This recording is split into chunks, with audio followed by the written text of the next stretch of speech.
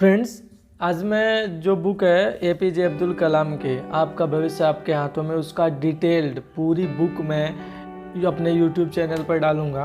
और आपको अच्छा लगता है तो आप इसको सुने, नहीं अच्छा लगता है तो जिसके लिए ज़रूरी हो उसको आप शेयर करें, क्योंकि इस बुक में आजकल के युवाओं की जितनी समस्याएं हैं उतनी समस्याओं का समाधान एपीजे अब्दुल कलाम ने अपने शब्दों में और अपने एक्सपीरियंसेस से दिया है।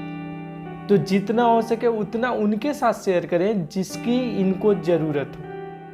ठीक है, तो मैं शुरू करता हूँ बिना किसी लेट लतीफ़ के, क्योंकि मैंने एक वीडियो पहले इसका एक क्वेश्चंस डाल दिया था, इसके नाते ज़्यादा मैं बता नहीं रहा हूँ। उस क्वेश्चन में आत्मविश्वास की अगर आपके अंदर कमी है, आप पे भरोसा नहीं अपने आप पे हो रहा है, तो उस चीज़ के लिए सलूशन दिया गया है। और आपको मैंने भी उसमें भी बता दिया कि ये जो बुक है आपका भविष्य आपके हाथ में, इसका जो शीर्षक है वो ऑनलाइन वोटिंग के माध्यम से चुना गया था, जिसमें 41,625 लोगों ने वोटिंग किया था। उसके बाद इसका जो है शीर्षक चुना गया था, जिसको कई दिनों तक ऑनलाइन छोड़ा गया था कि आप लोग इसकी शीर्षक बताएं क्या रखें। चूँकि ये शीर्षक का क्या बात हुई ना, इसमें चूँकि कई क्वेश्चंस थे, तो कई क्वेश्चंस मिलाकर के एक बुक का शीर्षक चुनना था, तो ज़रा इसके शीर्षक चुनने में दिक्कत आ रही थी, क्योंकि ऐसा कोई एक टॉपिक नहीं था जिस पे पूरी बुक बनी हो। हर टॉपिक पे, हर सिचुएशन पे, हर समस्या पे जो है ये क्वेश्चन दिया गया था इसमें। तो इसके नाते इसका जो शीर्षक टाइटल जो चुना गया वो ऑनलाइन वोटिंग के माध्यम से चुना गया। तो पहले हम इस एपीजे अब्दुल कलाम की जो ये बुक है ना, इसमें इनकी भूमिका से शुरू करते हैं। भूमिका के बाद जो पहला चैप्टर है वो मैंने ऑलरेडी अपने एक वीडियो में डाल रखा है, इसके जस्ट पहले वाली वीडियो, तो आप लोग चैनल पर जा कर के देख सकते हो। ये मैं शुरू करूंगा, उसके बाद अगली वीडियो गैप करूंगा, क्योंकि पहला मैंने डाल चुका हूँ सवाल, उसके बाद दूसरे क्वेश्चन से मैं दोबारा जो है शुरू करूंगा। तो अभी हम भूमिका शुरू करते हैं इनके, कि पिछले 15 वर्षों के दौरान विभिन्न सभाओं में ईमेल और फेसबुक के जरिए 1.5 करोड़ से ज़्यादा युवाओं से मेरा संपर्क हुआ। मैं जहाँ भी गया, वह चाहे कोई व्याख्यान हो, कोई सेमिनार या कोई बैठक, हर जगह लोगों ने मुझसे ढेरों सारे प्रश्न किए। फेसबुक पर लगभग 18 लाख लोग मुझे फॉलो कर रहे हैं और औसतन मुझे 300 ईमेल प्रतिदिन मिलते हैं। मैं हर रोज़ 2 घंटे उनको पढ़ने और उनके जवाब देने में लगाता हूँ। पिछले 1 दशक के दौरान देश के युवाओं ने मुझसे जो सवाल पूछे, उन्हीं पर आधारित है मेरी यह पुस्तक। जो लाखों चिट्ठियाँ मुझे मिली, उनमें से किसे इस पुस्तक में शामिल करूँ और किसे छोड़ूँ, यह तय कर पाना मेरे लिए बहुत कठिन था।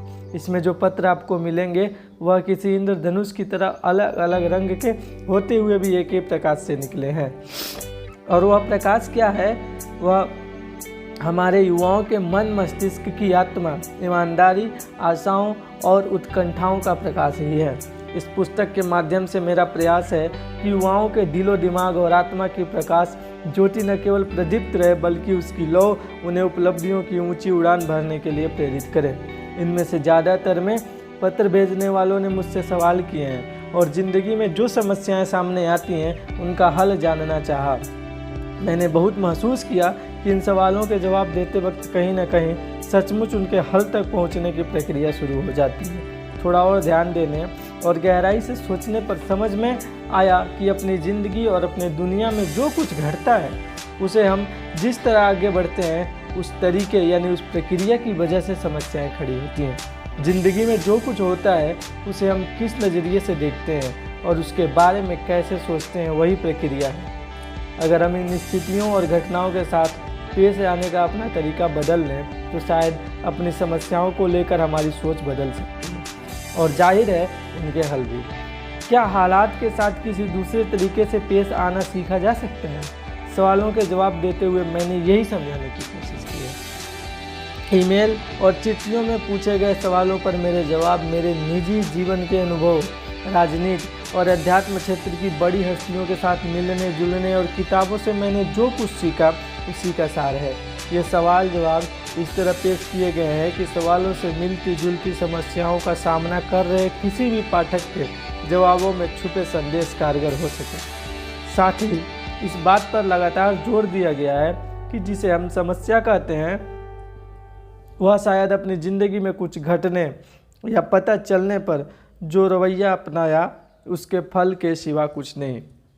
जब आप पढ़ते हुए आगे बढ़ेंगे तो आपको एहसास होगा कि अपने ज़्यादातर जवाबों में मैंने ज़िंदगी के इस पल से हम क्या चाहते हैं उसी पर पूरा ध्यान देने पर जोर दिया है। जब हम ऐसा करते हैं तब हम अपना सारा ध्यान और अपनी पूरी एकाग्रता उस क्षण पर केंद्रित करते हैं और उस पल आने वाले विचारों के अनुसार चलते हैं। तो हम जो चाहते हैं उससे ज़्यादा हमारी ओर खींचा चला आता है, न कि वह जो हम नहीं चाहते। अपनी समस्याओं के हल खोजने और ज़िंदगी में जो कुछ वाकई में चाहते हैं उसे हासिल करने में ज़्यादातर लोगों को जो मुश्किल होती है उसकी एक वजह यह है कि उनका ध्यान हमेशा गड़बड़ियों, कमियों और समस्याओं पर टिका रहता है, जबकि ध्यान होना चाहिए हल पर।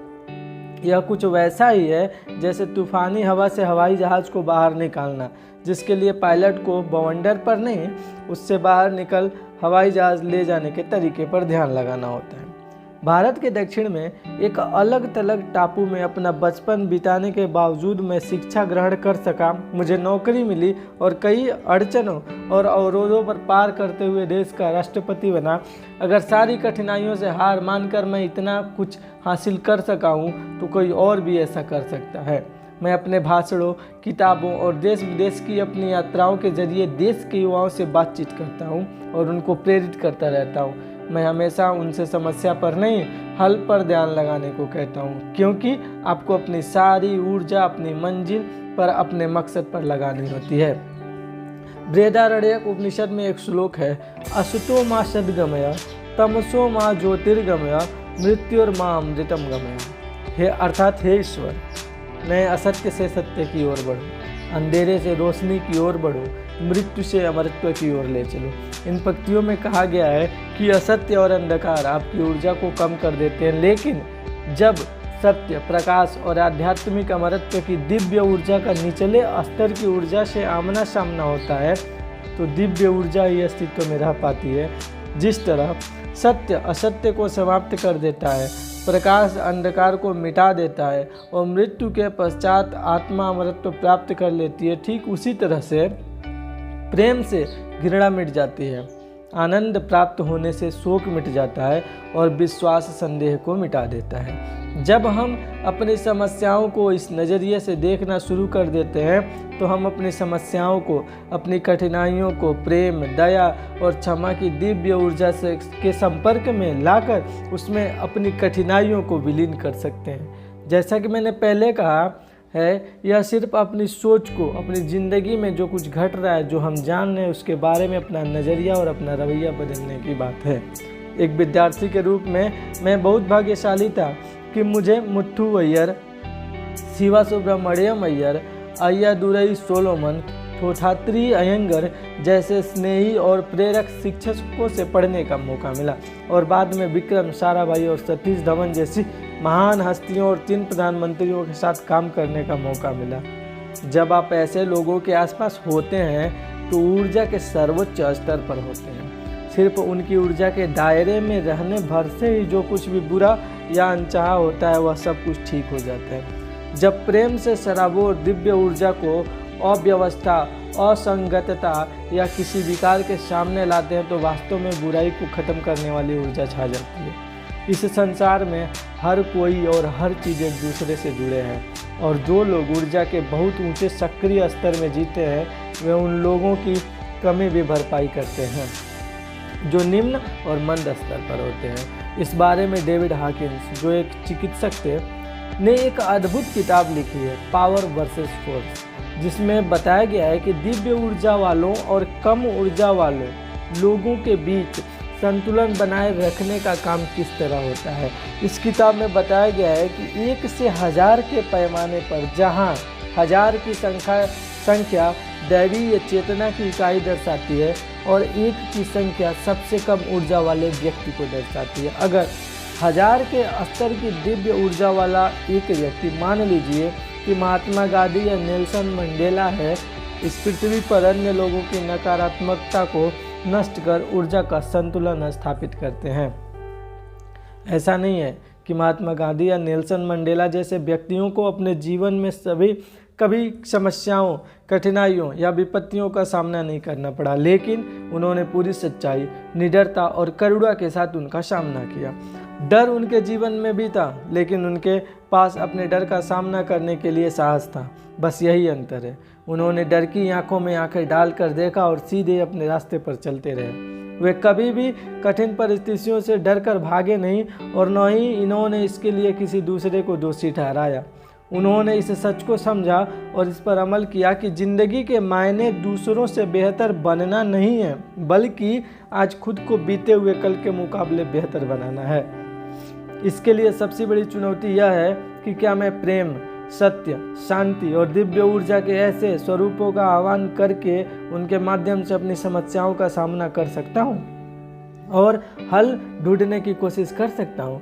मिसाल के तौर पर हो सकता है कि हम किसी शख्स या किसी चीज़ से नफरत करते हों और हम सोचते हों कि उसके लिए हमारे मन में जो नफरत है उस पर काबू पाकर हमने समस्या का समाधान कर लिया, लेकिन वास्तव में ऐसा होता नहीं है, क्योंकि कल हमारे अंदर किसी दूसरे शख्स या दूसरी चीज़ से नफरत पैदा हो सकती है। जब तक हम इस बात का एहसास नहीं करते कि समस्या वास्तव में किसी शख्स या किसी चीज़ की नहीं बल्कि समस्या नफरत की है, और जब तक हम अपने दिल और दिमाग से नफरत का जवाब प्यार से कैसे दिया जाए यह नहीं जान लेते। जैसा कि ईसा मसीह ने हमें सिखाया कि जिसे सिखाने के लिए महात्मा बुद्ध ने जन्म लिया, जो चीज़ मोहम्मद साहब ने हमें सिखाई और जो बात हमें सिखाने महान आध्यात्मिक गुरु हमारे बीच आए और जिन्होंने दिव्य ऊर्जा भरा जीवन जिया और हमें प्रेम भाव सिखाया, ऐसे में नकारात्मक ताकतों के जवाब में और ज़्यादा नकारात्मक ढंग से जवाब देने से समस्याएं और बढ़ेंगी। कुल मिलाकर मेरा मानना है कि यही सीखने के लिए हम सबका जन्म हुआ है। इस बीच हमें अपने भीतर कैंसर सी नकारात्मक ताकतों पर गौर करना होगा जो हमारे सपनों को उजाड़ना चाहती हैं। हमें कैंसर कोशिकाओं जैसे नकारात्मक विचारों और हार की सोच को अपने अंदर से चुन चुन कर निकाल फेंकना होगा। अपने आसपास के हालात सुधारने के लिए अपने अंदर झांकना होगा। अगर हम सब मिलकर ऐसा कर पाते हैं तो हर तरफ एक ज़बरदस्त बदलाव लाया जा सकता है। इस पुस्तक को लिखने की वजह यही है कि व्यक्तिगत समस्याओं और उनके संभावित हल इसे पढ़ने वालों के साथ साझा करके एक शक्तिशाली दिव्य ऊर्जा समूह बनाया जाए। इस पुस्तक में 32 प्रश्न शामिल किए गए हैं। यदि आप इनमें से 5 प्रश्न और उनके उत्तर ठीक से पढ़ लेते हैं तो आप फिर खुद से सवाल करते हैं कि मैंने इससे क्या सीखा, तो आप खुद को अंदर से रोशन पाएंगे। जिस तरह अंधेरा अंधेरे को दूर नहीं कर सकता, सिर्फ रोशनी ही ऐसा कर सकती है। अज्ञानता को दूर केवल ज्ञान ही कर सकता है। ज्ञान प्राप्त करने और रोशनी को चारों ओर फैलने देने से आपके मन को विस्तार मिलेगा, आपके विचार समृद्ध होंगे और आपके किए हुए हर काम में कमी दूर होगी। APJ अब्दुल कलाम, ये उनकी भूमिका थी। और अब आगे जो है चैप्टर से शुरू होते हैं, यानी क्वेश्चन से शुरू होते हैं। इनका पहला जो क्वेश्चन है किसी युवा ने रखा है इनसे कि स्वयं पर भरोसा रखें। उसने ये पूछा था कि मेरे अंदर सर भरोसे की कमी है, आत्मविश्वास की, जो कि बचपन से है मेरे अंदर, तो मैं इसको दूर कैसे करूँ। इसका जो वीडियो मैंने जस्ट इसके पहले डाला है, तो आप लोग चैनल पर जाकर देख सकते हो। इसके बाद मैं हर वीडियो में एक क्वेश्चन जो कि ज़्यादा उपयोगी और बच्चों ने पूछा है, युवाओं ने पूछा है, स्टूडेंट्स ने पूछा है, मैं लाऊंगा। धन्यवाद। अगर अच्छा लगे तो शेयर करिए, नहीं अच्छा लग रहा है तो भी कम से कम लाइक तो करिए और दूसरे लोगों को जिनको इसकी ज़रूरत है उन्हें शेयर करिए। धन्यवाद।